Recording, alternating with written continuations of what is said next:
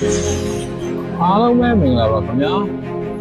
ကျွန်တော်အခုရောင်းမိတ်ဆက်ပေးမယ့်နေရာလေးကတော့ဗဘာရေးဖျားလမ်းမမေးတဲ့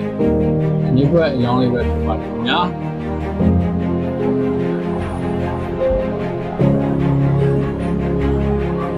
ညီဘက်အကျယ်လေးကတော့ညနေပိုင်းနဲ့54ပေနောက်ပိတ်20ရှိပါတယ်ရှင်းတော့အရှိလေးကတော့တစ်ခါကတော့100ရှိပြီးတော့တစ်ခါကတော့100လေးရှိပါတယ်ပေါ်လာတဲ့ဈေးနှုန်းလေးအောင်လည်းဖြစ်ပါတယ်ခင်ဗျာ1 square feet ကိုမှ28သိန်းပေါ်လာပါတယ်ခင်ဗျာဒီနိုင်ပြီးတော့ဆောင်းရပေးလို့ရပါတယ်ဘယ်လိုချက်ဝင်လာလဲဆိုရင်ကျွန်တော်ရဲ့ပုံလေးကိုဖြစ်တယ်ပုံရှိခွန်တောင်ရဲ့ရှင်ပြီးတော့အချိန်လေးဆက်ကြည့်လို့ရပါတယ်ခင်ဗျာအားလုံးကျေးဇူးတင်ပါတယ်